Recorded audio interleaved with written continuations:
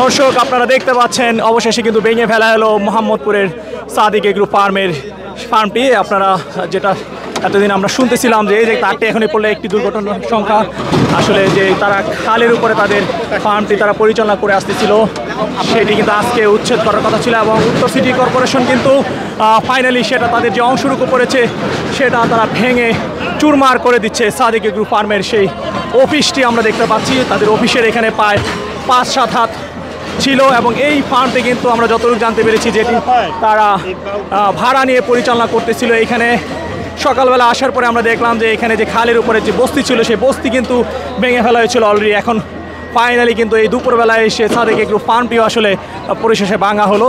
যদিও দাবি করা হয়েছিল প্রথমে যে তাদের কোনো ফার্মের অংশ এখানে পড়েনি খালের উপরে, কিন্তু পরবর্তীতে ম্যাজিস্ট্রেট এসে কিন্তু মেপে দেখলেন যে না, কিছু অংশ পড়েছে, এবং যে অংশটুকু পড়েছে সেই অংশটা কিন্তু ভেঙে ফেলা হলো, আপনারা দেখতে পাচ্ছেন।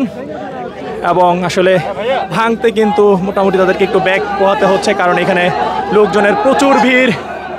এই আসতে এখানে কি কিছু হয়েছে কিনা,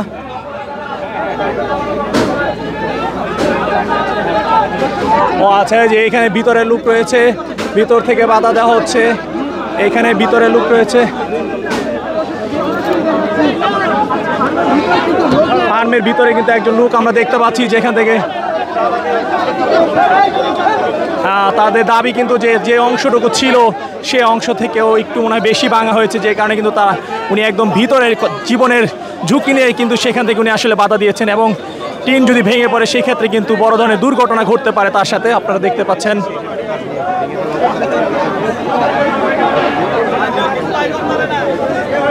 দর্শক আপনারা আপনাদের মতামতগুলো অবশ্যই জানাবেন। এই যে এখানে উচ্ছেদ অভিযান পরিচালনা করা হলো, এই বিষয়ে আপনাদের মতামত কি?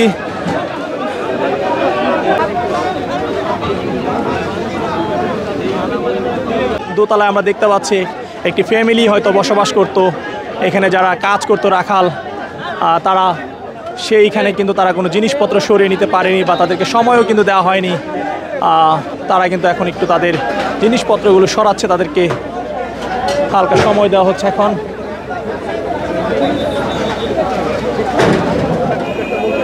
দর্শক আমরা দেখতে পাচ্ছি ওইদিকে যে রিক্সার গ্যারেজটা ছিল পিছনে একদম সরাসরি খালের উপরে ছিল, কিন্তু রিক্সার গ্যারেজ সেই গ্যারেজের বাসগুলো কিন্তু একদম ভেঙে ফেলা হয়েছে এবং পরিষ্কার করে ফেলা হয়েছে।